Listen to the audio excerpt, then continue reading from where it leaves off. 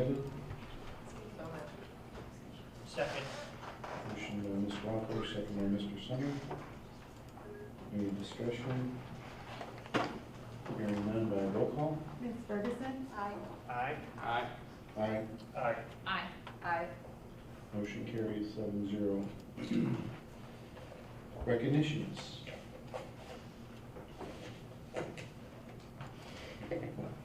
In a minute, Mr. Lafata will present employees with the Top Workplace Award, but before he does, I wanted to first recognize the board for their role in making Francis Howell a great workplace.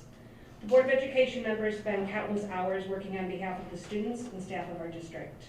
Whether attending meetings, a school district function, reviewing reports, legislation, proposals, listening to presentations, attending interviews, at committee meetings, or spending time in professional development, your commitment to the district is appreciated as well. The board has set a direction and has supported Francis Howell in becoming the workplace it is today. On behalf of the district and before the employees are recognized, I wanted to thank you and express our appreciation for what you do to make this a great place to work. With that, I'll turn it over to Mr. Lafata.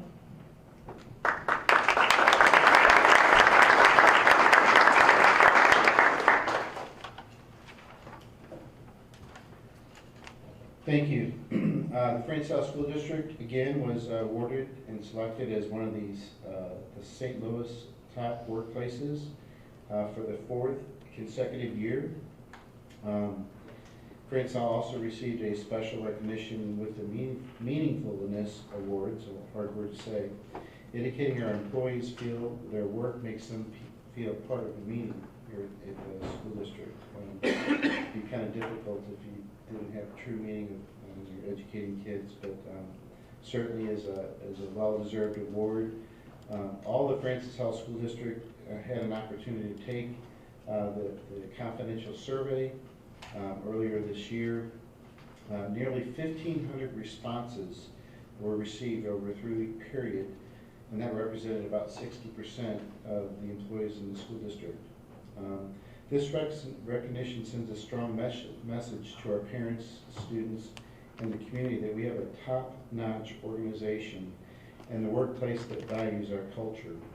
This is confirmation that our employees feel inspired to do great things and meaningful work to benefit our students. Only those employees that scored the highest locally met national benchmarks made us the top workplace. So we want to recognize over 2,300 district employees for achieving this award. We can't quite fit 2,300 people in this room, so we've selected a few folks off of the, from different areas. And if I call your name, please join me here at the podium. Anita Keener, FHEA President, Michelle Christopher, SAA President, John Davis, FESPA President, Ken Bonsberger? Bonenberger? Sorry, this is awful small. Rich Wilson, Director of Technology. Jason Adams, Senior Technology Manager. Kathy Fortner, Occupational and Physical Therapist. Rhonda Worm, Educational Support Counselor. Becky Holkamp, she's with Sodexo.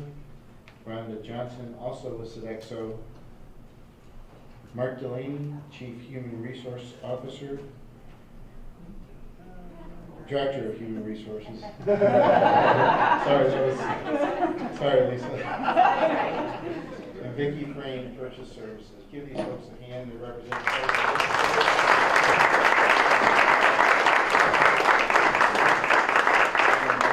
would like to present this to one of you. I'll touch it.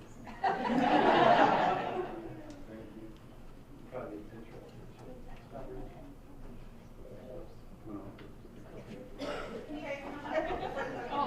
Yeah, it's going all the way over the edge.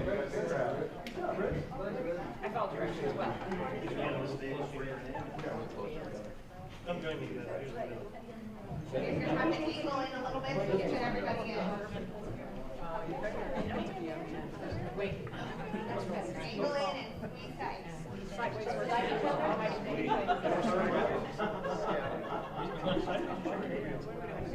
One straight. We're going straight. Why? I'm straight's never. Or we can go sideways. Straight's not good. Sideways? No, it's fine. Sorry, sideways. One more.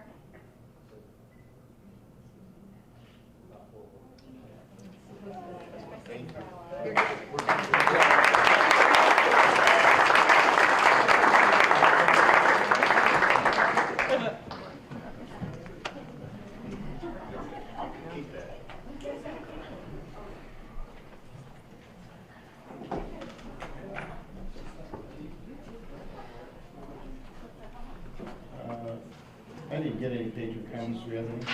Vicky's gonna check real quick. Okay.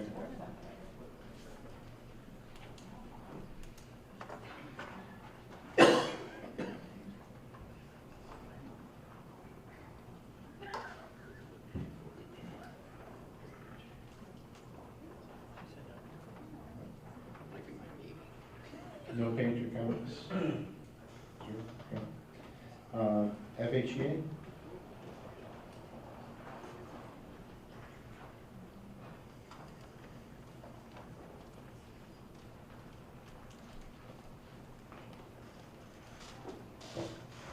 Good evening, President Lafada, Board of Education, Dr. Mary Hendricks Harris, and the Executive Board. Glad to see all new faces here, mostly, a couple people. The buildings look fantastic. Thanks to our maintenance, grounds, and custodians, they do an amazing job. Last night I was reading some social media posts and one grabbed me. The post said something like, tonight a teacher somewhere in your neighborhood is getting ready for your child's new school year. Writing lesson plans, sending welcome letters to their new students, reading IEPs in their free time. Teachers often invest their own time and money for our children's literacy, prosperity, and future. In this district, teachers are contracted to come back next week. Yet I have been in several schools, and many classrooms are already set up and ready to go. Teachers are already working hard to get ready for our children. Tonight, the board has a difficult decision to make. Do we ask our community to invest in education and continue to hire and retain the most highly qualified staff like we have done for many years? Or do we make a decision to say mediocre is fine? We don't need new technology. And if next year the new hires aren't the cream of the crop, that's okay. I hope we decide to invest. We owe our students, the Francis Howell School District, the best. Make a commitment to give our students the best education possible. Thank you. Thank you, Ms. Kinger. Fee spot comments? SAA? Patron comments report? I'll entertain a motion to approve the report as presented. So moved. Second. Motion by Mr. Lang, second by Ms. Cole. Any discussion? Hearing none by roll call. Mr. Lang? Aye. Aye. Aye. Aye. Aye. Aye. Motion carries 7-0. Board will entertain a motion to approve the consent agenda as presented. So moved. Second. Motion by Ms. Walker, second by Mr. Lang. Any discussion? Mr. Lafada, Yes. there was a late addition to the travel report. We did have an addition there. It's the last item. This event has already taken place, but the estimated costs at the time the submittal form was presented was below $500, and actual costs came in above that. We are presenting it to the board because it does fall within the amount that we would present to the board, and we will work to make sure we capture those in the future earlier on. But that report was amended this afternoon, and that last item on there was added. Okay.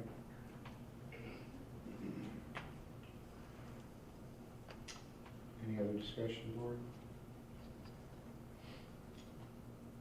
Let's consent. No discussion. All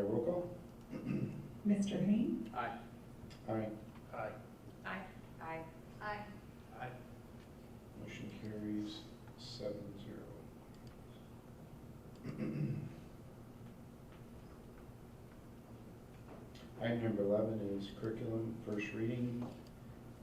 There's several items that are being presented, classes and whatnot that have been presented for first reading. Board, if you have any questions about this item, this will appear in the consent agenda next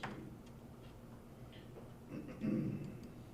Purchases over $7,500. Board, I'll entertain a motion to approve. So moved. Second.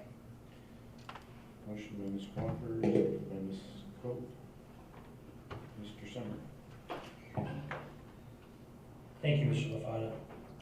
The only question I guess I have is in regards to item number 9, which has to do with our teacher evaluation and the network for educator effectiveness. Can you tell me how long we've been using that particular vendor? Yes, Mr. Summer, the state of Missouri several years ago instituted new requirements for school districts to change their teacher evaluation systems, and they had to include a model that would evaluate teachers based on the 7 essential principles that had been developed.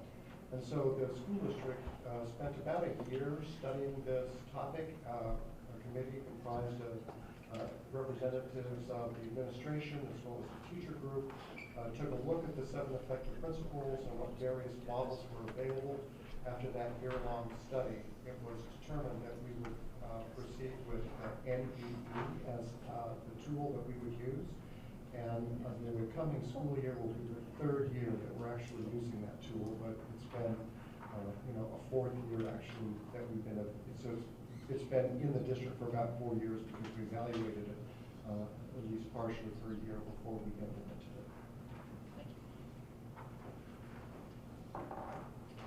No other questions?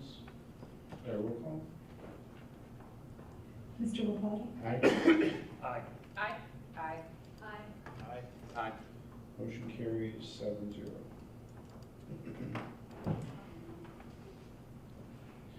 Board, I'll entertain a motion to approve the June 2016 financial report, preliminary report as presented.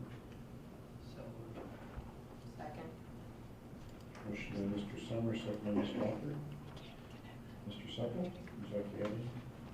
The only thing that I would add, Mr. LaPlata, would be that towards the end of the memo, there is a table that shows what our revised budget was, the forecast that I shared with the board when we did our budget workshop in May, and then what our preliminary actual results are. And you can see there that our revenue came in just slightly less than what I had projected it would be when I did the forecast in May.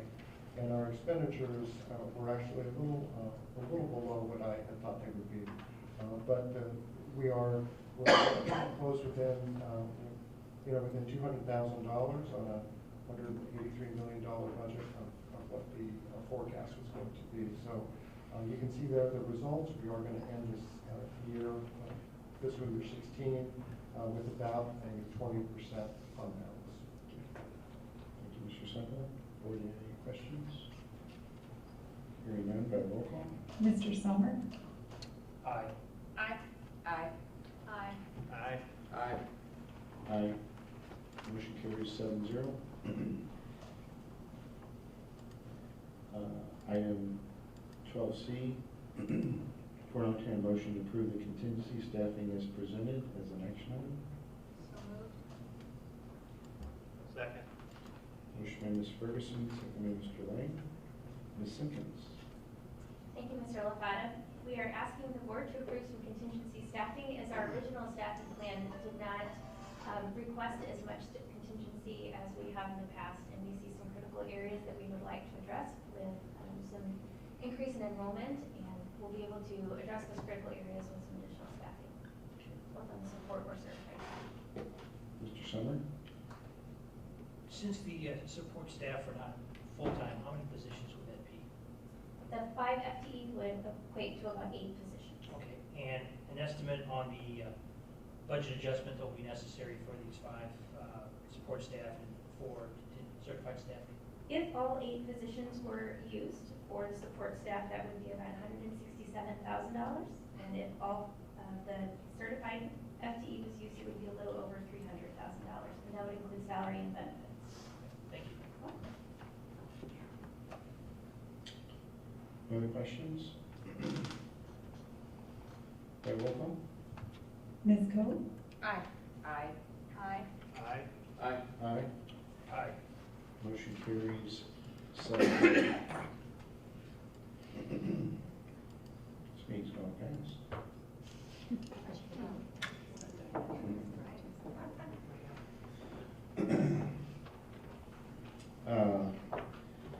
Board, we have a very important duty tonight, and I'd like to, for each of us at this time, to reflect on our role and responsibility as members of the Board of Education. And according to the Missouri School Board Association, our main job is to champion public education.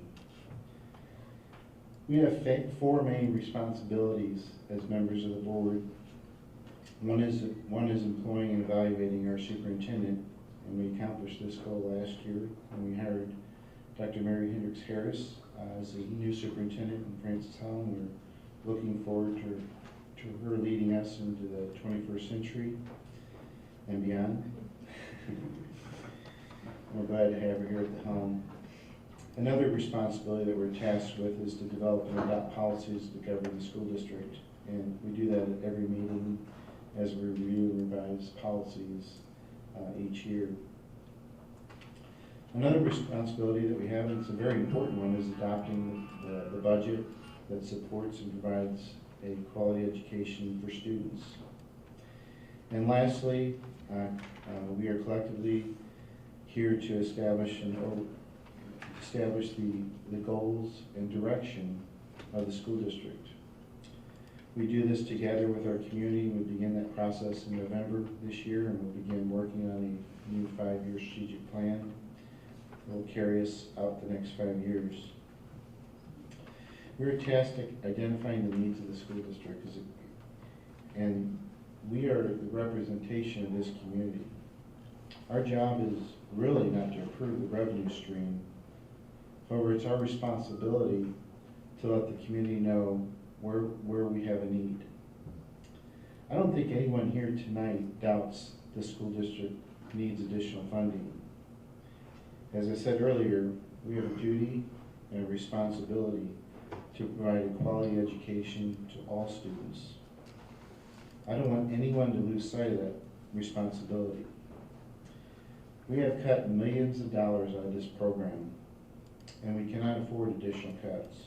We lost teachers, support staff, before and after school tutoring, building level cuts, and major cuts to our technology. Technology that we can't even continue to fund at this point. It's not even part of our budget, which is terrible. As I said earlier, we are elected as non-partisan positions. We should refrain from injecting our own personal political belief system. We're here to serve the community together, and together we represent the values of this community. It's time to come together as a board and support this school district and community. At the last meeting, I believe that we're 12 cents apart on a proposed tax increase. Some wanted 60 cents, some wanted 48. There's a few other higher amounts. I did some math, and the difference between the two, 48 and 60, is $45.60 on the average homeowner.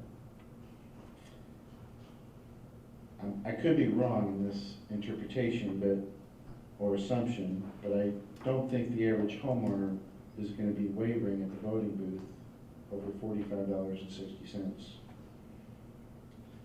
In fact, I'm hopeful that they're going to be wavering on how this is going to impact a child's education. Our community was surveyed back in May of 2015, and 90% of the respondents gave Francis Howell School District a grade of A or B on the value it received for the tax dollars spent. 83% of the respondents gave a letter of A or B on the quality of education their child receives. In that same survey, polling was accomplished, and some of the important items to the community were: A, attract and retain quality teachers, keep technology up to date,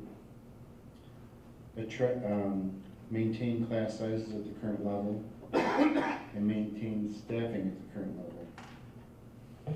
Since this survey, we've cut nearly $13 million, and this was completed prior to this. The survey was done prior to these cuts. I just wonder what this survey would look like today. I read in a paper this week, and it was an article titled "How Much is a Neighborhood School Worth?" And two economists estimated that the disruption of a neighborhood school reduces home values by 9.9%. In other words, by saving $128 to $260, the average homeowner values could very well be at risk, $8,400 to $19,000. And this is true, we saw this. It has taken nearly 9 years to recoup the property values from the last economic downturn. Now, I know it's not truly possible to forecast what a home value is going to be worth, but it's going to have an effect on our home values if we don't establish a revenue system in our school district that will support it going forward.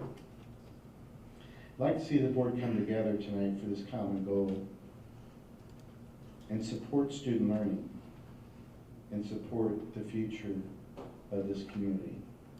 It's important. So as we ponder tonight, please keep these things in mind.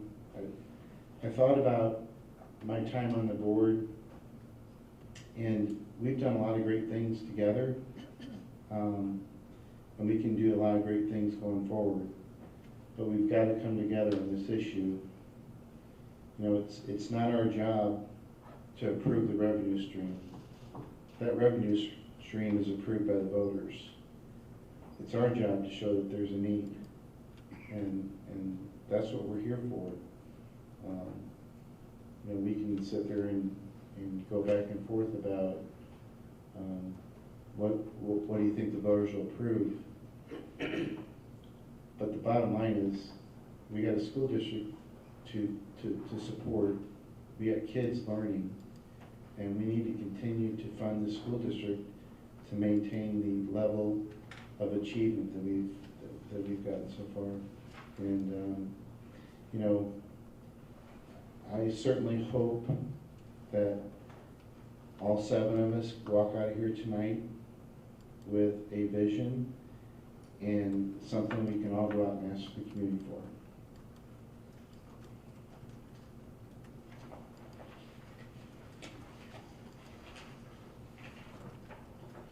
So in your packet tonight is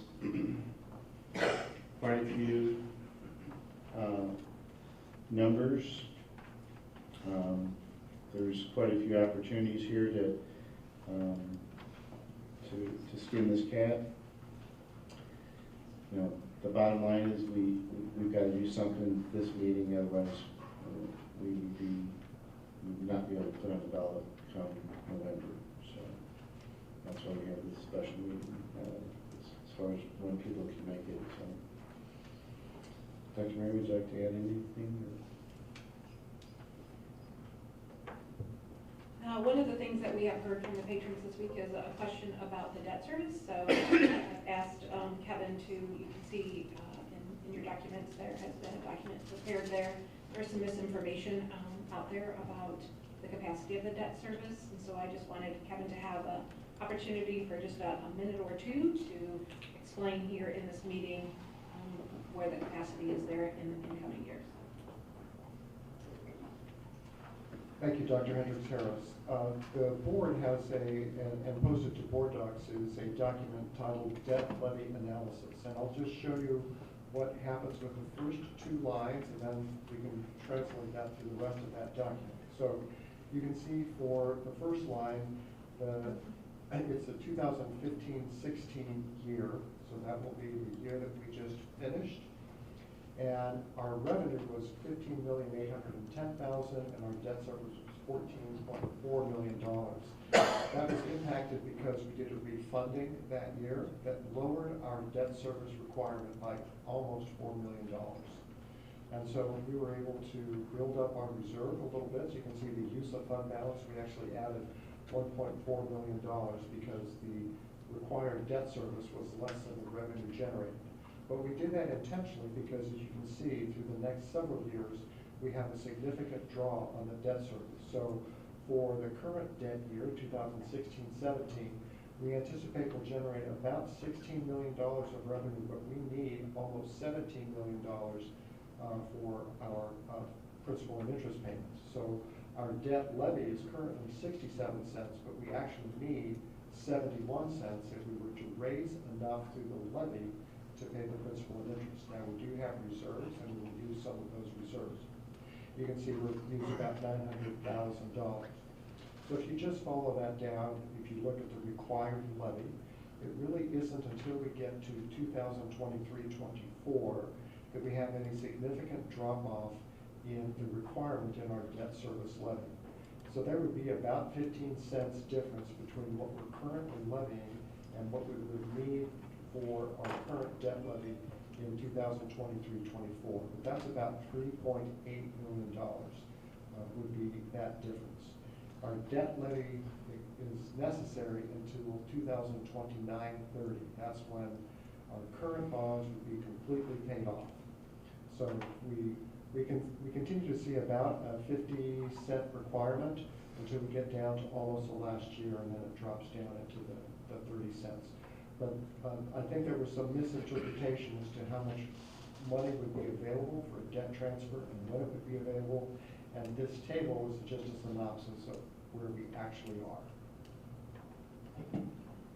Kevin, is there an opportunity to refinance the bonds at some point to a shorter term?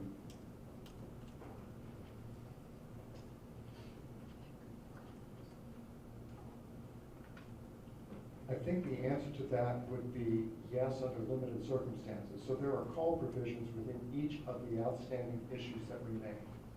And so when the opportunity for refunding became available, so it's not always financially possible to do an advance refunding because the call date is so far out. You're going to pay the that interest you anyway. would pay a tremendous amount to call those bonds early. But you could reduce the number of years that you have to pay. You know, conceptually, yes, you could do that, but you end up paying the same amount of principal and interest. You would just do it over a shorter period of time, and actually you'd probably save something on interest because the interest rates today are significantly better than they were at the time that our bonds were initially issued. So I just had a conversation with our financial advisor today, looking at a possible very small refunding opportunity. The bonds that are currently outstanding had a coupon rate of about 4.2%, and they're calculating what the possible refunding would be on a coupon rate that's closer to 1%. So there's quite a bit of interest rate savings possible, but it's all dependent upon when the bonds are called. So it's not, we couldn't take all of our outstanding debt now, pay it off, and use a shorter term note of some kind to pay that off, because those bonds, by the way we're structured, are not callable.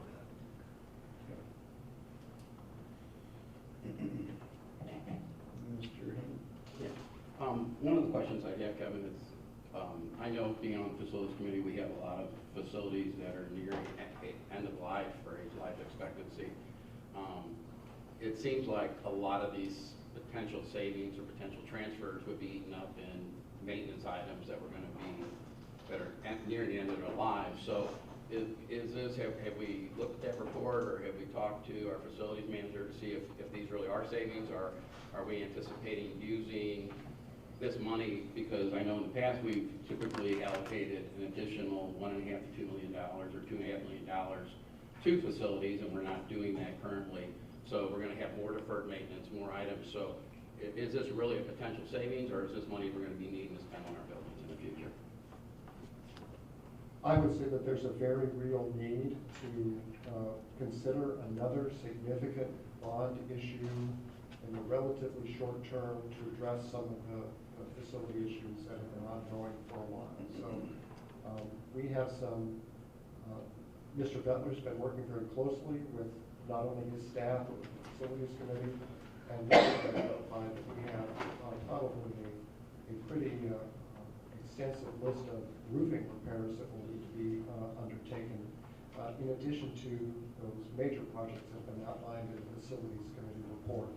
We've talked for a number of years about, fixing up the bus garage. There are certainly different ways to approach any of those projects, but yes, I would anticipate that it's likely that probably a bond issue in the neighborhood of $40 million to address some of to address more efficiently some of the long-standing capital project needs that we have. So try to get to those more quickly by having a large pool of money with which you could work, rather than to string those out over, parcel those small things out one at a time over a period of 10 or 15 years. And if we were to go out for a $40 million, I would assume it'd be a no tax increase bond issue, then these savings would go toward paying off those bonds, I would assume? That would be a reasonable conclusion, yes. Okay, thank you.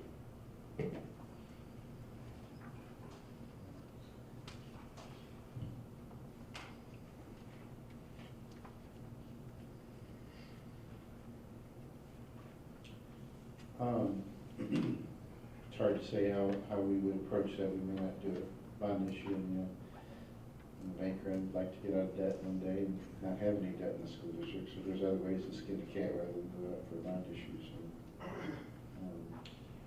we've talked about that. Folks, we've got an issue in front of us. If you want to put a motion on the floor, I'll entertain one. Mr. Haynes? Are you wanting a motion, or do we want to continue discussion without a motion? Well, I'd rather have an item on the floor to continue to have discussion. So, well, I'll make a motion to request a 48-cent operating levy on the November ballot of 2016.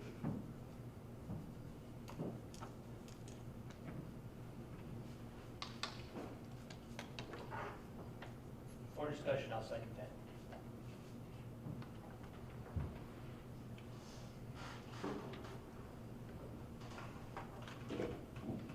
Mr. Sherman? Thank you, Mr. Lopata. And just for some clarification, so I have a full understanding of the election process, we have the opportunity to put a levy on either November of 2016 or April of 2017, is that correct? That is correct. And that collection would all occur in December of 2017. That is correct. And at this point, there is no August or November 2017 election scheduled as we know today. That is correct. I'm going to roll here.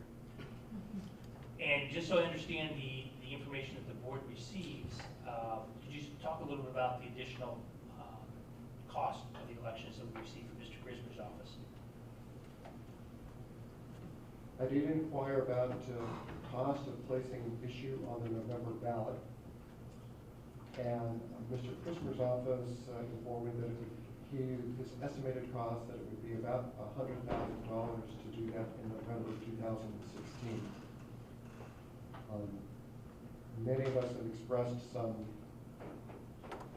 question about why it would be significantly more in November, because it would seem like there were more issues on the ballot. My intuitive sense would tell me that it would be less expensive, but at any rate, the answer that we received would be that it would be about $100,000 to place an issue on the November 2016 ballot. And typically an April election that we hold for just the Board of Education is in the 70,000 range? Probably closer to 45. 45? Okay, thank you. But, you know, I guess the thing we want to keep in mind is, we're going to reach more voters in November. I don't quite understand it either, because there's a November presidential election, and every polling place has to be open, so I'm not really sure who pays for that. If we didn't step in, I'm just foggy on how he's allocating that expenditure out to the school district. It seems to me that them polling places are already in place, whether we put an issue on the ballot or not. They have an August primary, and so. It was explained to me this week that because our district is in several different precincts, that several different ballots would be required. And so the printing and sorting of the different ballots for the different precincts, because our issue would be on some ballots and not on others, is one of the reasons there's an increased costs. Gotcha. And the other thing is, Mr. Supple's done some research. That number is in the ballpark of the last time we went out during a presidential election. Ms. Coe? I would just like to remind the board that when we went after the tax increase the last time, after the election was complete, the election office refunded us almost $85,000. So they overestimated by over 30%. So when he gives us, in my opinion, when he gives us a quote, it is just an estimate. So he quoted us significantly higher than what our cost turned out to be. So our news story was on the large cost, not on the large refund we got. Second to that, I would like to comment on the opportunity in the presidential election. They're expecting an 87% voter turnout. If we want to know how our community feels about our schools and their level of support, and if we really want to hear from our community, that's the time to do it. And to me, it's worth that investment to get that broad span from our community. That's great. I'm confused, maybe by the motion. There's not a whole lot of support for 48 cents on this dais that I'm aware of. So I'm gonna defer to Mr. Hayne as to where he keeps coming up with the 48 cents. And when you take a look at 48 cents versus 60 cents, the difference is $45 per year. I'm not sure that folks are gonna go to the ballot box and not vote for a tax increase if it's just $45 per year more. So that's my question. Okay, good. Well, number one is I only made a motion. The main reason for the motion was so we could have discussion. Typically, I almost call for a point of order because typically we don't have a dissertation prior to a motion being read, so that's fine.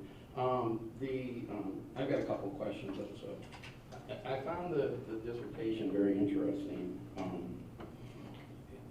Our lecture very interesting about how we all need to come together and that. And after almost a year ago, we had a tax levy that failed. And after that levy, there were 3 or 4 things that I thought needed to happen. One was a change in administration, which that's happened. One was a change in the board. Some of that's happened. And another one was we needed to reach out to the public. I don't think 2 of those 3 things have really happened to this point in time.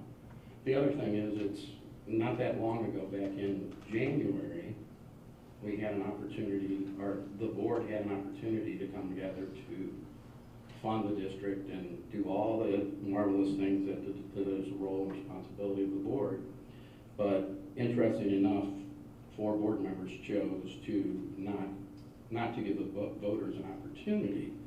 And I wonder if anyone up here that maybe cast one of those ballots could help me to understand the difference between then and now. And if they don't want to, that's fine too. Well, we had a discussion about putting another issue on the ballot 1 month after the voters told us almost 70% no.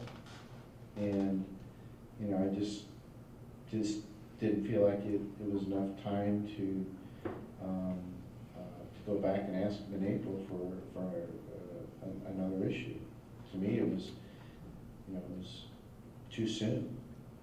I mean, Mr. Summer flip-flopped many times, that if we have a spending problem, then a month later we have a revenue problem, and then he voted against the tax increase, and then he wanted to put one on. And it was real confusing to sit up here. And it was like a door that went around in a circle. I just don't think that's very productive. But what is productive is not the mudslinging, but to come together for a common goal, and that is to fund the school district at the level that it needs to be funded. And that's our responsibility. It's not a responsibility to make a decision on whether or not people will support it or not. It's our responsibility to say there's a need. And what I'm saying right now is there's a need. It's been proven. We've looked at it. We can't continue to operate at the current level. We can't continue to bus kids going forward if we have to continue to lay off people.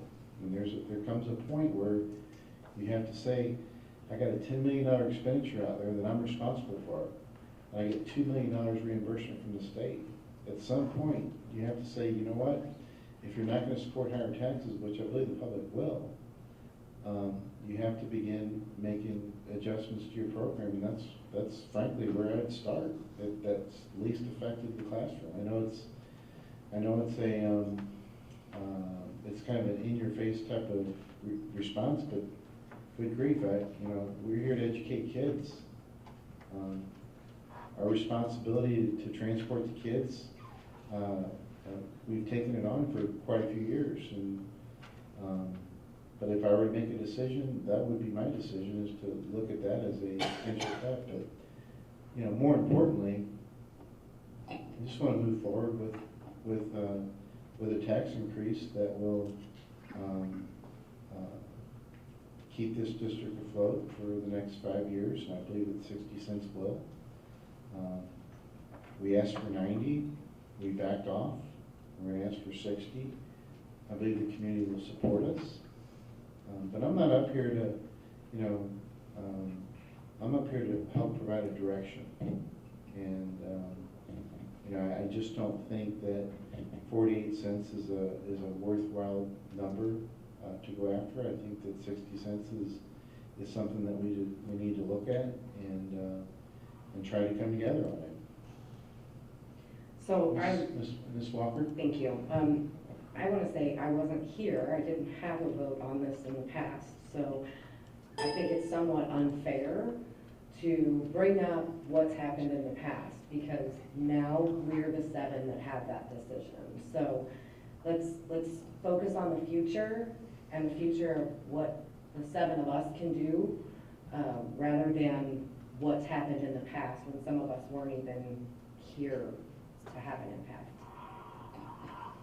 Mr. Lane? I agree with what Michelle said. And I want Francis Howell to remain one of the top districts in the state. Better yet, I want Francis Howell to be the top district in the state. And judging by some of the emails that I've received since the failure of Prop Y, I think by the emails from the patrons, them are the people we represent.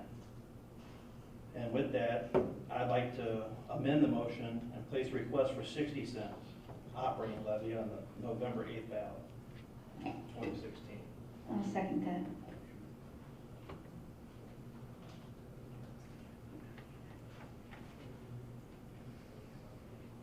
Is there any discussion at this point on the amendment? We'll actually vote on the amendment first. Mr. Summer? Thank you, Mr. Lafado. So when you look at the surplus that's in the 5-year projections as provided by Mr. Supple, obviously the add backs make a difference on each of the 2 projections that we're looking at, both the 48 cents and the 60 cents. But I guess my question is then, what is the board's intention with the roughly $8 to $10 million surplus that's going to be provided each year? I do realize that there are no salary increases, so that would be a part of it, providing steps and lanes for our employees. But what is the intention of the Board of Education with the 60 cents? What? I guess this is directed to Mr. Lang, since he made the motion. Do do the 60 cents. Well, I think we can, you know, with the standards and the other costs. You know, we got quite a few things that, that we took away that needs to be addressed. I mean, you've got a host of technology, issues that are gonna pile up, and that could be easily, taken care of over a 3-year period. You can begin to use some of the funds to take care of the buildings rather than go out for bond issues and pay interest. There's a number of things. The bottom line is, you know, the board has discretion to levy whatever amount of the levy that's approved.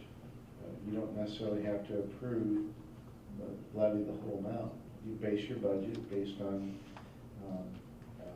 what your operating costs are, and you set your levy. And, you know, the board approves the levy, they approve the budget, so it would align with whatever was approved by the board. You know, I mean, we could sit here and talk about surpluses, but when we went out for 90 cents, we sunset most of that 25 cents, or the whole 25 cents, and didn't even levy it for several years. So that was $30 million that left us, that had we not sunset that, we wouldn't be having this discussion right now. So, I mean, I don't think that it's a matter of responsibility. I think it's more of a matter of how you produce your budget and request the revenue. The bottom line is you're never going to take in more than you need, but I think it's also good to replenish your balances from where they were to where they are today. Let's go. So I think one of my concerns with choosing a lower tax rate compared to a little bit higher are the requirements we just saw come this year from the state of Missouri. The new dyslexia testing, the new civics testing, CPR, anti-bullying, and I think each year we are faced by the state of Missouri with new challenges. Not only that, we as a school district want to continue to bring our students forward, and to do that we need funding. We constantly have a conversation about what our revenue stream is going to look like from the state of Missouri. It is in flux. It has to be approved all the time, ultimately by the governor, and our funding has not increased substantially over the years compared to some of our costs. Along with that, we've had numerous conversations about the 21st century classroom and what we desire our classrooms to look like as we go into the 21st century. And as we mentioned earlier in this meeting, we're about to start our new strategic plan, our 5-year plan. I think there's a lot of opportunity to not only bring our students forward, but our community as well. We've started a new outreach opportunity with our yoga classes with our community, and I just think there's so much potential there. I also agree that we would choose as a board to be fiscally responsible and levy the appropriate amount. And we would do that based on each year's needs and requirements. Ms. Ferguson? Yeah, I've looked at the numbers, gone back and forth, listened to patrons, talked to senior citizens. I've done just about everything to come to terms to what is it that this district really needs. And I'm going to bring everybody back a little bit because I've got a little bit of things that I wanted to discuss. You know, this district has proven, the teachers have proven, even with all the cuts and all that, some of the things that were cut still occurred. There was still tutoring going on because that's the dedication of our teachers in this district. I don't see teachers out there going, oh, give us the money, do this, do that, which I've heard a lot from different senior citizens. They have a different thinking, so you're trying to, you know, the 21st century learning and school is so much different than it was when they were in school. And a lot of them cannot focus on that because they're not understanding that. As far as the surplus revenue in that, as we place back things that we've, you know, discontinued, Ms. Ferguson, I yes, I please. would suggest that we go ahead and, reevaluate that. Can we do it better? Can we tweak it? Would it really be cost effective if we did it this way, we did it that way? I remember way back when we decided to do, we had a vacation station, building, self-sufficient. Then we decided to go to all the buildings with the vacation station. Great idea. That is because our community was changing. Our community will still be changing year to year. It will change. Back then, it changed. We went from probably 50% dual income, to where it is now, 80, 85, 90% dual income. I mean, very few, there are some of us that stayed home in that, but very far and few between. So this school district saw a need. And although the YMCA had a program, and they marched their little selves here in the boardroom, and they were livid that we were going to do that because it was going to take some of their revenue stream away for this district. They still have some in some of the other districts. But it was a tough fight because we felt it best for our students. We knew that they would go through the rigor training, they would go through the evaluation, we'd have them credit checked, we'd have some safeguards in place other than the Y had safe things, but we knew we could do it. We went ahead and did it, very successful, and I know many, many parents that just couldn't live without vacation station. It helped them, secured them. So we need to continue to do that as the future comes and you're learning different things that the state is going to be requiring. It will change yearly, and that will be used to new innovations, new things that we need to do per the state. The gifted program, the special needs program, there are things coming down that we will be required to be doing in the future that we're going to have to do, and we're going to have to think outside the box to get that done. So as we collaboratively work together on replacing things that were taken away and reevaluating them and see how we can do it different, or maybe we find out that one of them we don't need to do. Okay, then what do we need to do? But I want to move forward with this district. I want this district to be number one. And when you're looking at the numbers, everything changes yearly. Everything goes up. Prices go up, and we can't sit here and say, okay, let's do, say, 48 cents, and then 2 years down the road, oh, well, we made a mistake, we need more, because that would be even harder. I think that would be just totally hard. They would go, what? We just gave you money, and that would be not a good thing. I want to move forward. I want our teachers compensated for the work that they do. And I'm not saying, that there's going to be raises right away or anything like that, but we all know down the road there will be raises. I'd like to see custodians and paras. I'd like to see that come up. I would like to see us be a top-notch district all the way, all the time, like we are. Thank you, Ms. Ferguson. Mr. Henry. In looking at the scenarios and the differences and everything else with the 5-year projection, there's a few less add-ons, and at the end of fiscal year 22, we end up with the 60 cents, we end up with $80 million fund balance, and then with the 55 cents, we end up with $87 million fund balance, and there's only about a $2.5 million difference. So you asked me why I said 48.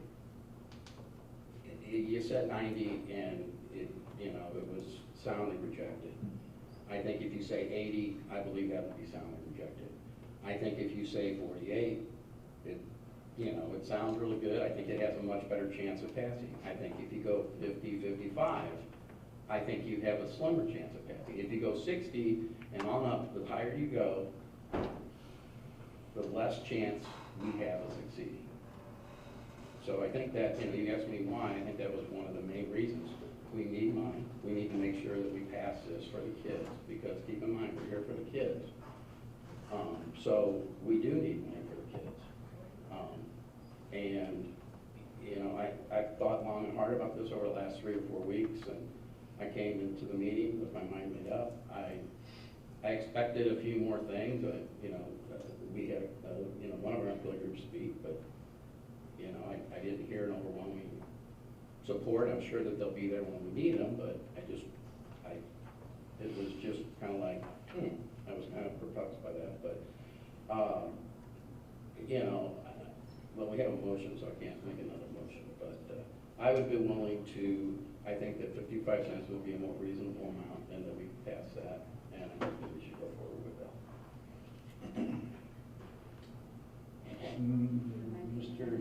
I'm sorry, Mr. Summer. Thank you, No Mr. more, LaFatta. no more motions right now.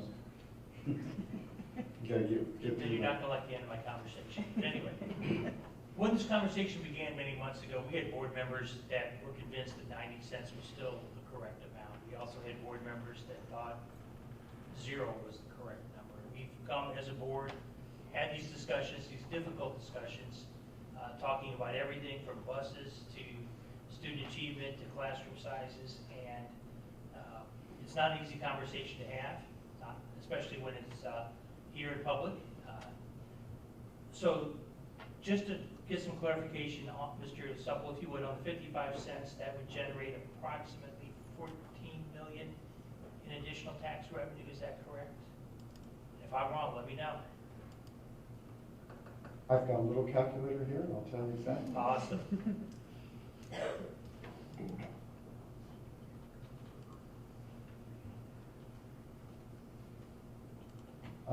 Yes, that's correct. It'd be probably about I show, based on the fiscal year 17 AV that we're in, which this be charged against $13,129,290 at 55 cents. 13.1 million. Yes. Okay, on 55 cents. Yes. Okay, and if the rest of the cabinet could help me then, when we look at our level 1 and our level 2 add backs, which currently is listed as 10.4, but if we not, for just this discussion purposes, not include the salary increases, we're talking about $7 million, is that correct?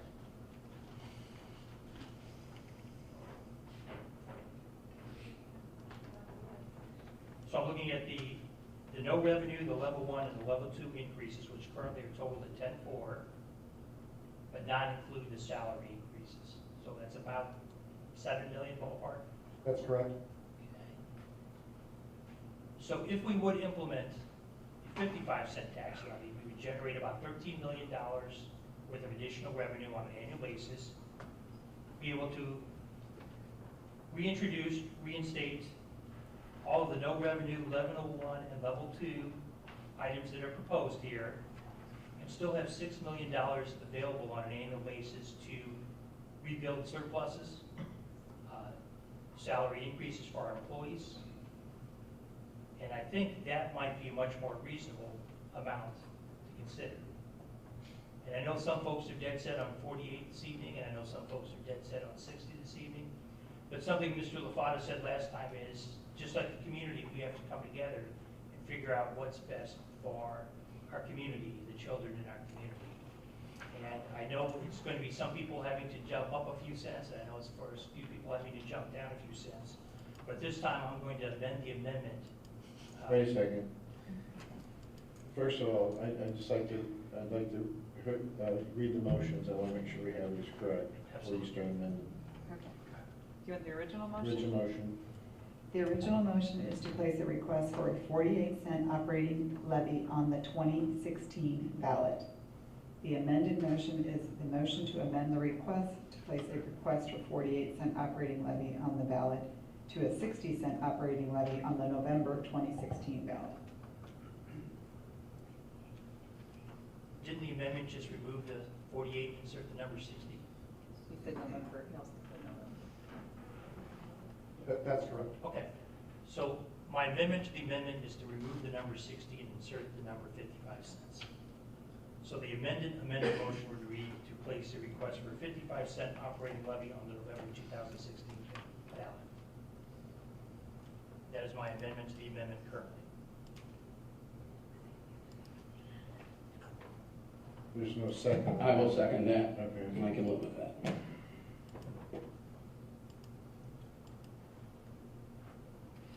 I don't want to mucky the waters anymore. However, I do want to just point out a couple things. So at 55-cent level, there are some things on the other list that are still very important. And I just want to point out to the board before you make your final decision about some of those things. So you are at that point, you are not on the textbook refresh cycle that we are currently on. So there will be some aging textbooks. We will not have the counselor support. We will not have anything to address some of those class sizes. We are hearing from some parents this school year about some of our class sizes, as you can imagine. The special education materials and special education supports that we have had in the past will not be in that. And of course, we can make some adjustments as we move forward in the future and as we get closer to budget time to include some of these things or to make some of those adjustments. But the online courses will not be there in the professional development component of those things. So when you think of professional development, I know that's a very big and broad term, but the board made an investment, for example, in an elementary math program a couple of years ago. And it has not been supported at the professional development level that I would like to see. And so some of those things, I just want you to know, will not be part of what we will be able to have moving forward. And so, you're having a hard time landing on the amount. I just want you to be clear about what we may and may not be able to do with that amount that you were talking about. And keep in mind too, we've got building needs that we could address out of our operating fund and not have to go out for bond issues. The best scenario for me is not to have to ever go out and borrow another dime in the school district and begin to pay off our debt so that we have no debt. That's the American dream, is to pay off your debt, have no debt, and then you've got some major flexibility in your opportunity in your operating account. So, we could address with the extra money some of our building needs out of the operating account. You don't necessarily have to go out for a bond issue and borrow money to do that. So, I think that there's opportunities to address a lot of things when you increase your levy. So, I think that 60 cents would get us there for a period of time, and maybe we do 60 cents with a 5-cent sunset after 5 years, and give that back, or do a 55-cent levy. But I mean, there's to me, I don't think there's much difference between 60 and 55 when you're talking about $20 a year that a taxpayer would have to pay. I mean, that's what we're talking about, is about $20 a year, on the average homeowners. I would also add that when you're thinking about what the difference between what we are voting on and another amount, there does have to be some allowance for some variation. We cannot continue to cut programs, reinstate programs, cut teachers, reinstate teachers. That is not good for our school district for many, many reasons. It's not good for the achievement. It's not good for the morale. It's not good for building a great district. It is something that we can't continue to do.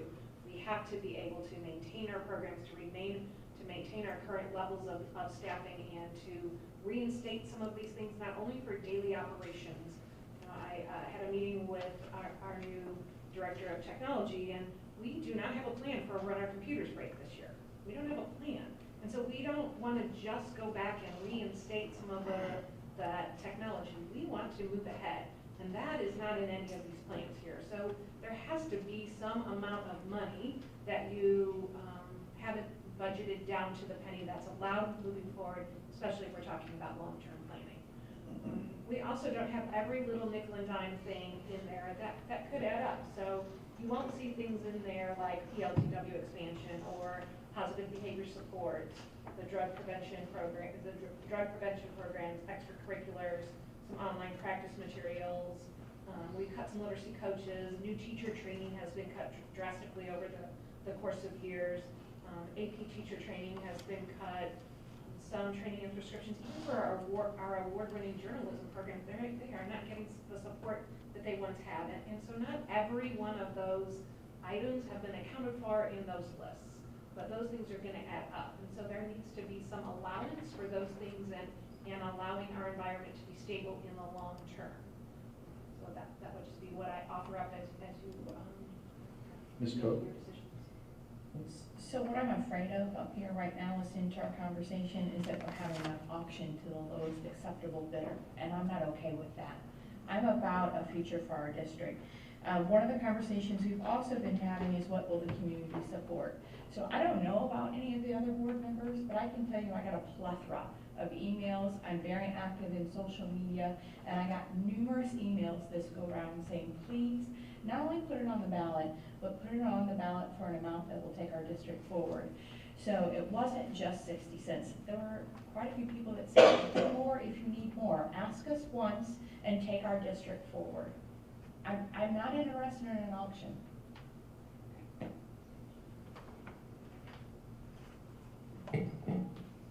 Mr. Summer? Thank you. And just for some clarification, if 55 cents is the amount that the board has to go forward to, that would, I thought it would include the level 2 amounts that you just discussed.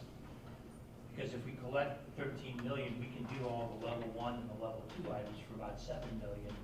And that would leave about 6 million for technology needs, salary for our employees, building improvements. So I would hope that if 55 or 60 cents is available, but with 55 cents we could still do the level 2, or at least most of the level 2 items that are listed here.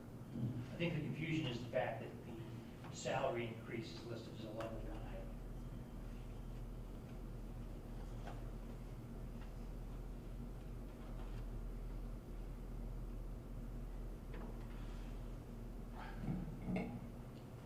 Mr. Hayne?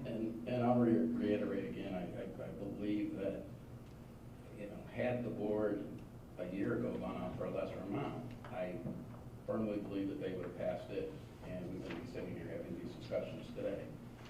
I'm very concerned about when you cross over those different numbers, you're moving in a different, it may be a perception issue,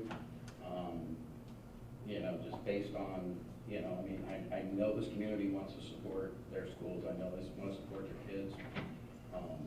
That's the only reason I'm up here, is because I want to make sure that this district does succeed. And I just, I guess the difference between the two are very minimal, but I think that we have an exponentially larger chance of passing with the 55 than we do the 60. So I'd rather see others at least have that pass, as opposed to put something out there that has a potential to fail, and then where are we?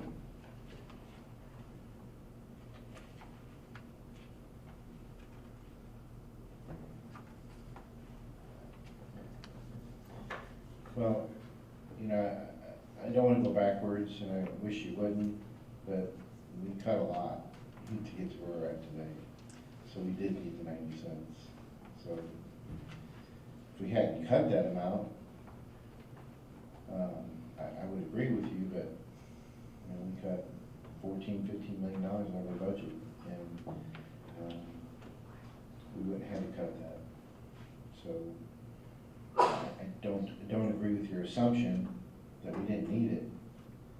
You weren't sitting here looking at the budget at the time, so please don't go backwards. We're trying to move forward.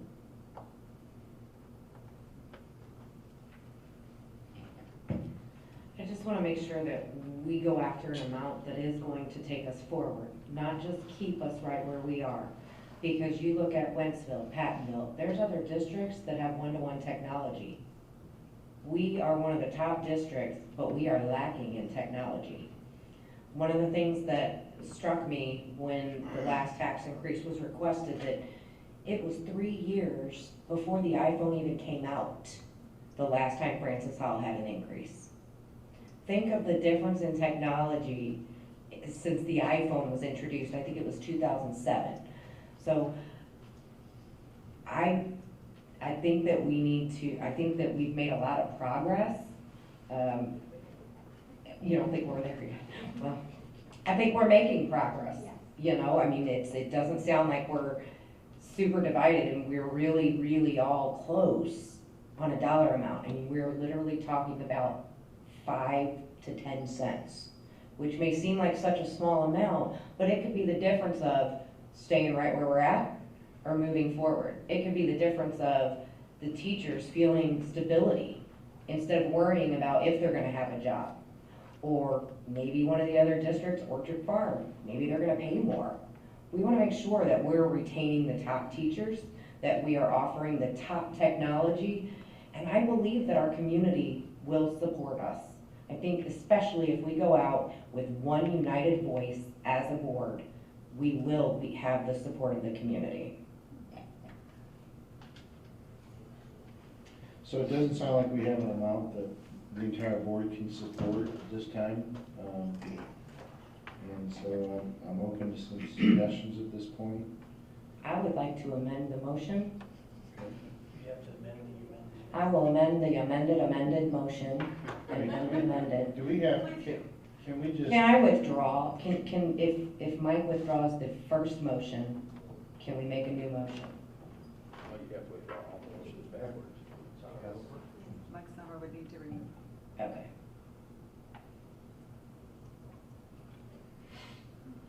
So, Robert's Rules of Order gets a little confusing at this point. So we have an amended motion.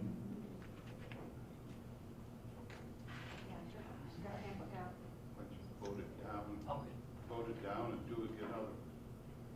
Are you withdrawing? No, I'm just curious, having more discussion, what is it on the amended motion that you'd like to change?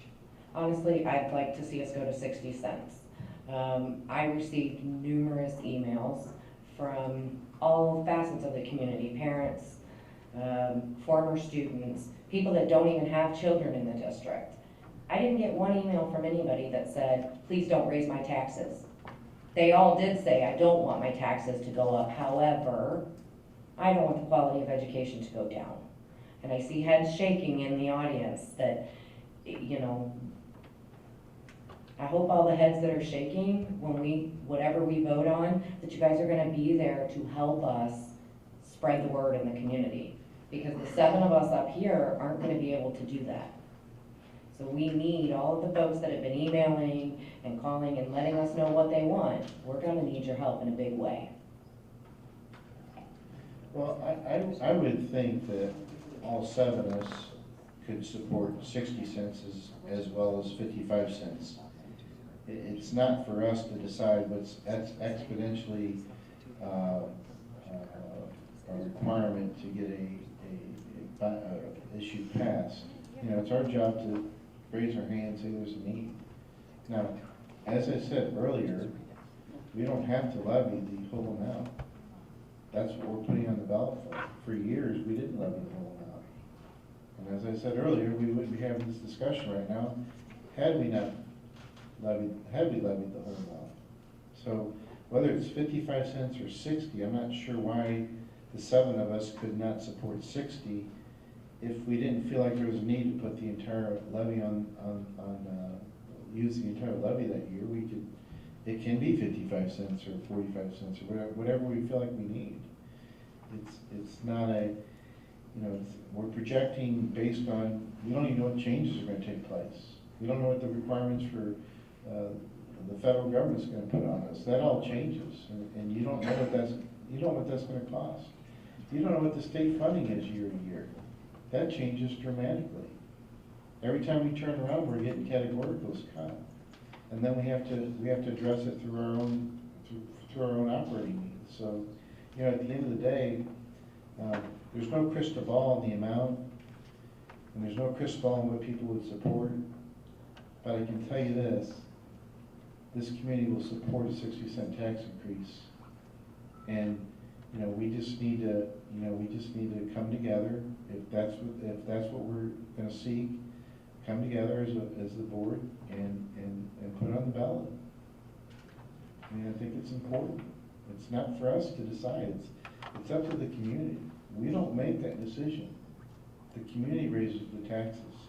We just say, there's a need, and here is the amount that we're asking for. Mr. Summer? Thank you, Mr. LaFada. I don't want to rush it, but I know there's a lot of confusion as far as the motions on the floor, so if it's with the pleasure of the board president, I'd like to walk you through where we are so that we're all on the same page when we do vote. If I that's know where we're at. okay. Do the other board members know? Go ahead. I believe we can amend by substitution. The purpose of amending by substitution is to make several changes in the way something is stated without having to rewrite the motion one amendment at a time. Simply say, I move to substitute the following for the motion currently under discussion and offer your changes in completely revised language. Okay. So then you only have to vote on one amendment. Right. So the original motion is 48 cents, and the amended motion changed from 60 cents to 55 cents, correct? Correct. Okay. And now, it's not back to 60 yet.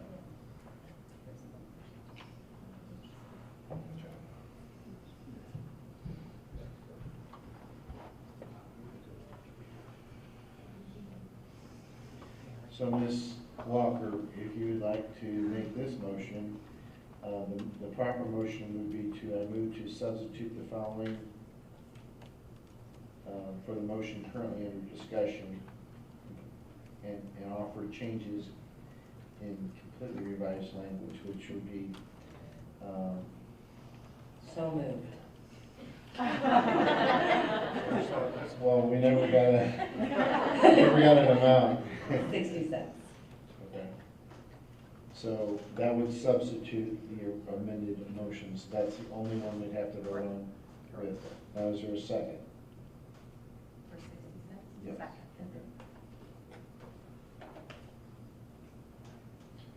Okay. Mr. Summer? Just for clarification, the motion probably should contain when the election will occur.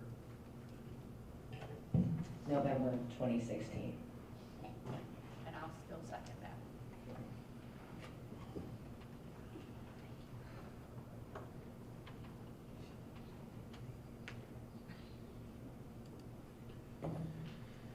Discussion.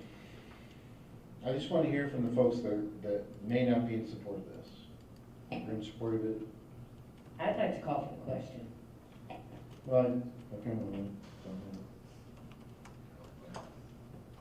All right. So, we're voting on the substituted motion, substituted amendment motion. And could it be read one more time, please? Okay, the motion is to approve an operating levy to be placed on the November 2016 ballot for 60 cents. And that was amended.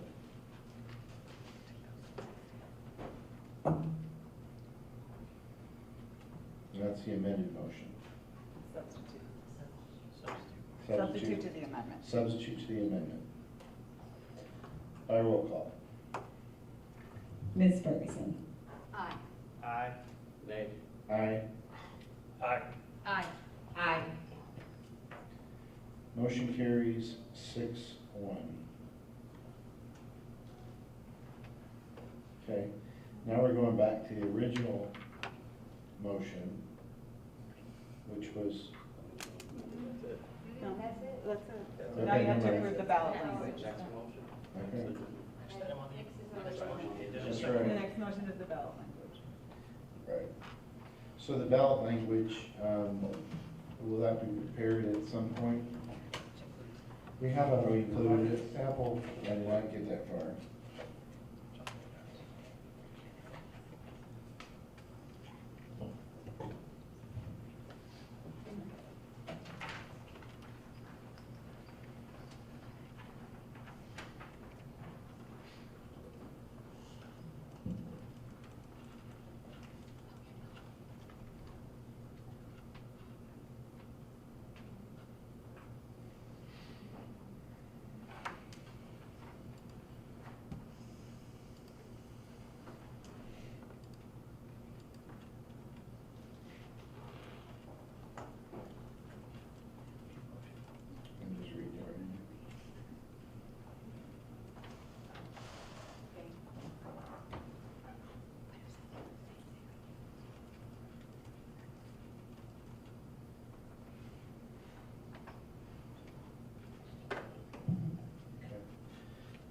Board will entertain a motion to approve the proposed ballot language as presented with 60 cents per,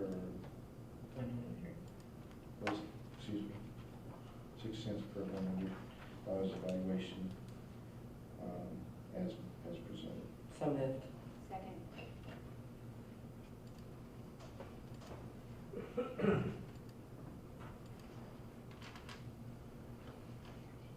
Any discussion? Hearing none by roll call. Mr. Lang? Aye. Aye. Aye. Aye. Aye. Motion carries 7-0.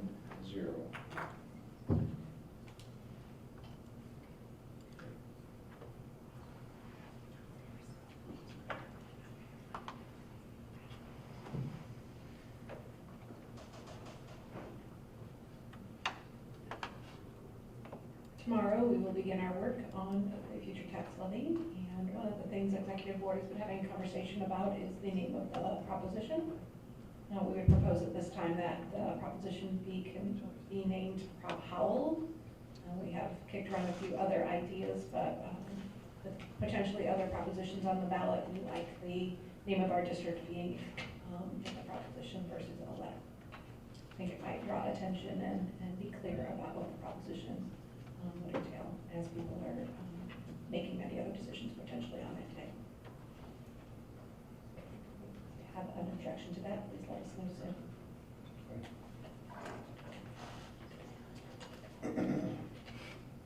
There was one other, was there 13A, which is, I lost my, oh, sorry. I guess we're gonna play that video for the MSBA.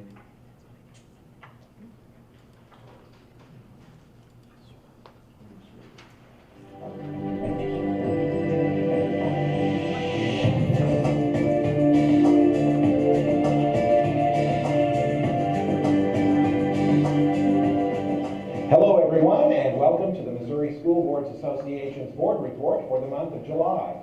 We thank you for the opportunity to share some news and information during a few minutes of your board meeting. We begin with a look at efforts to ensure all students in Missouri's public schools have access to excellent teachers in every subject. That can be a challenge, especially in high poverty, high minority, and some rural school districts. The Department of Elementary and Secondary Education has developed a map showing teacher shortage areas in counties throughout the state. Commissioner of Education, Dr. Margie Van Dieven, told an audience at MSBA's recent Leadership Summit, it's important to find ways to fill the gaps. And when you look, some of it's clustered. So if you need a Spanish teacher in Northeast, you're not alone. Okay, you'll see that there are clusters of red on the map for different counties. So how do we use some of these tools that we have to share some of these resources, to share teachers? That's thinking outside of the box, but maybe you could do distance learning for one school here and one school the next day, and then be in the district, in the various districts. That's you all sharing your resources. It gets a little messy, but I think it's the way that we need to head if we're really going to try to solve some of these and get the best in front of all of our kids. A shortage is defined as a student having a 20% or greater chance of being taught by an underqualified teacher in a given subject area. There are currently 16 counties that lack qualified teachers in at least 10 certification areas. Another 43 counties lack qualified teachers in 5 to 9 subjects. Missouri was one of the first states to be recognized by the U.S. Department of Education for its plan to address educator equity. The new president of the Missouri School Boards Association is Larry Felton, a school board member in the Melville School District in St. Louis County. Felton became MSBA president at the conclusion of the 2016 Leadership Summit held last month at the Lake of the Ozarks. He told an audience at the Leadership Summit, "Now is an important time to be a local school board member." But in the 7 years I've had a chance to serve on the board, meet all of you, serve as an officer, I look at the level of commitment and leadership I see out of the board, local boards, the regional meetings I go to, the people that do the presentations. I have never seen this level of leadership and skill in all this time. So I have no reason to think it can't help but get better.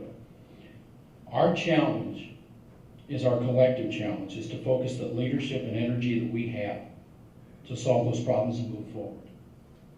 Other state officers elected at the Delegate Assembly meeting held during the Leadership Summit include President-elect Jan Meese of the Columbia Board of Education and Vice President Mike Pratt of the Gasconade County R1 Board of Education in Herman. MSBA presented individual board members with awards for achieving various certification levels during the Leadership Summit, including the first ever Distinguished Certification Awards. 12 school boards were recognized as Outstanding Boards of Education for 2016, and 16 school boards achieved MSBA's Governance Team Award. Besides electing officers, the Delegate Assembly took the first step toward combining MSBA's advocacy documents into a single document that clearly states the association's positions on issues related to public education in Missouri. The bylaws approved by the Delegate Assembly will allow the MSBA Advocacy Committee and Executive Committee to begin the work of combining the association's legislative resolutions, platform statements, and the Missouri Public Education Vision Project document. Registration for the 2016 MSBA Annual Conference in cooperation with the Missouri Association of School Administrators is now open. This year's event is scheduled for September 29th through October 2nd at the Lake of the Ozarks. We'll have another outstanding lineup of keynote speakers and more than 100 breakout sessions, all designed to improve the leadership skills of school board members and administrators. You can register for the annual conference on the MSBA website. That's it for this month's edition of the MSBA Board Report. Thanks for allowing us to have some time at your board meeting, and so long from Columbia.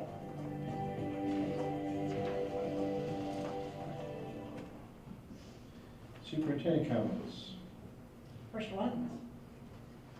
Since we last met, there have been a few significant celebrations in addition to the top workplace, which we recognize tonight. Tony Perkins from Francis Howell High School was named the High School Division I National Coach of the Year by the American Baseball Coaches Association. Mr. Perkins has coached over 500 wins in 25 years, winning 3 championships, so this accolade is well earned. Francis Howell High School also earned a Large School Program of the Year for 15-16. In addition to the successful athletic programs that you've heard about and outstanding school spirit, the award comes as a result of support from parents, faculty, and school administration. That was part of the criteria. As the summer draws to a close, we will be providing the board a full report about summer programs. But I did want to let you know we have served over 1,000 students in STEM, STEAM, and app camps this summer. Again, that's an exponentially larger number than we had even just a few years ago, and about the same number of students in our other summer school programs. So we have seen over 2,000 students in our summer programs this summer. In the past weeks, we've also welcomed many new faces to Francis Howell. At this point, we have hired over 50 new teachers, 11 building administrators are either new or new in their seats, and over 60 support staff. We have held much training and professional development. This week alone, we've had over 200 staff in for professional development. Recently, administrators have attended their second full day of meetings in preparation for the school year. As Ms. Keener mentioned, our facilities department has also been very busy with summer projects: flooring, paving, carpeting, painting, electrical projects, and I am happy to say the new HVAC system at Becky is up and working. The buildings are ready for our students and very ready for our students. Lastly, also in August, as was mentioned tonight, we will begin our first community education class, which is more full than we anticipated. And those efforts have been led by Dr. Garland and Jennifer Henry, so we're very proud of that new class that we're able to offer. And lastly, I want to acknowledge the board for all the time each of you has spent weighing the pros and cons, not only of the tax levy, but obviously of the amount and the timing.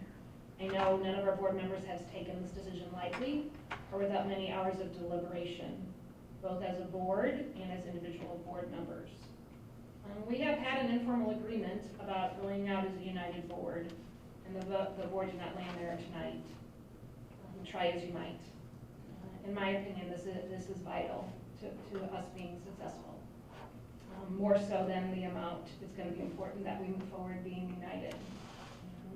It's concerning that we have learned that lesson last time, and we are now in a much different place moving forward here tonight.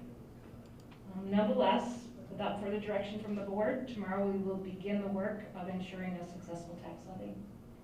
Thank you. Okay, next item on the agenda is Board of Education request. This is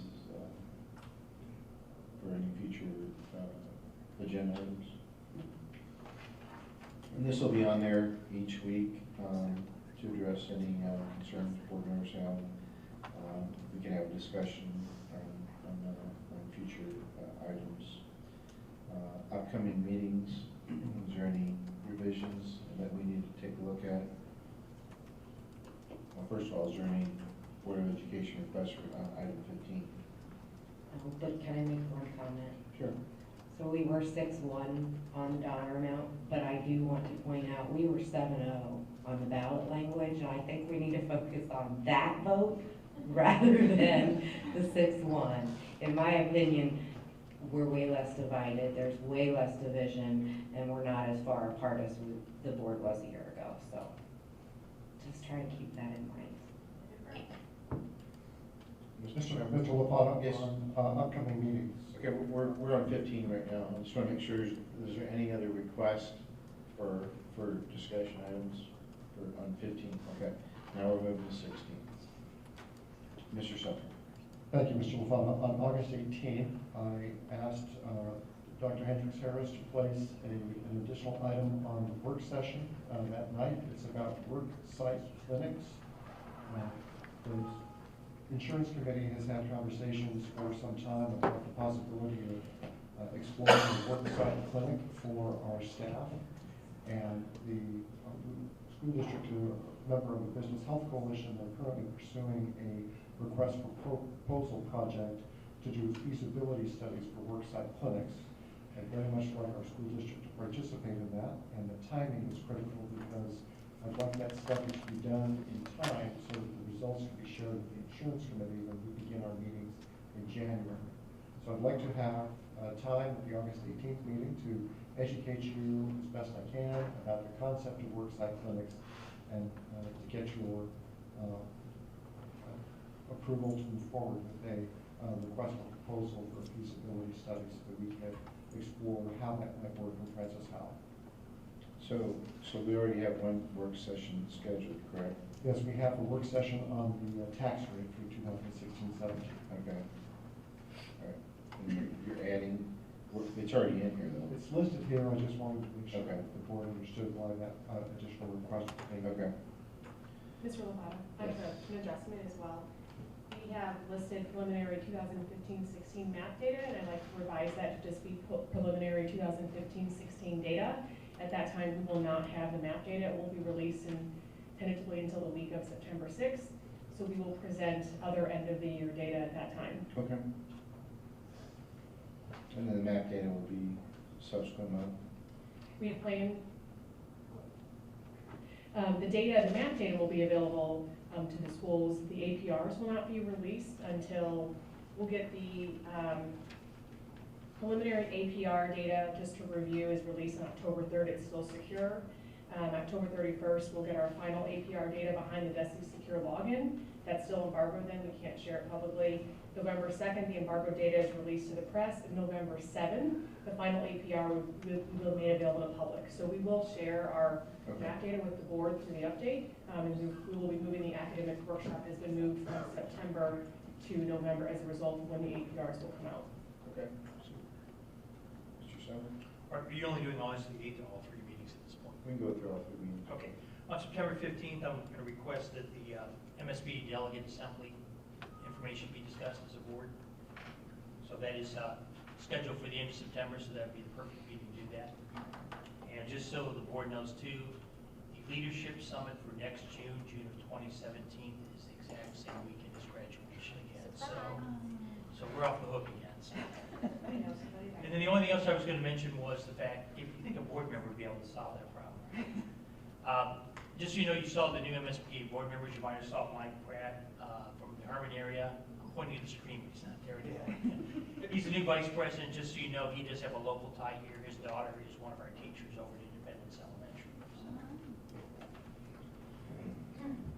Ms. Lafado, we had also talked about strategic planning and postponing rewriting the entire strategic plan until after November, for at least second semester of the school year. We often put the strategic planning committee meeting on the calendar, so you can see that it has been scheduled for September 1st. Earlier, I probably would have recommended that we postpone that meeting until November. But given the decision tonight, I do think that we could use that meeting to call in the steering committee members and have a review not only of the plan, but talk about the district's finances and the future of the finances of the district. So we do typically get about 60 stakeholders from across the district at that meeting, and it will provide us with an opportunity to share some information. Can we also have a discussion at some point or about the communications on internal communications on the tax levy and how we're going to go about doing that? Yes, I think it's like important that that August 18th meeting. I think it's important that we get out to as many schools as we can and public opportunities to begin that process. Not so much town hall meetings, but meetings that folks would be interested in the information that we have. And take advantage of every opportunity we can between now and November 3rd. The communications department has been drafting some thoughts, and I'm sure they'll be prepared to share those on. All right, so we put that on the agenda for August 18th. All right, I'll entertain a motion to adjourn. So moved. Second. By roll call. Mr. Summer? Aye. Aye. Aye. Aye. Aye.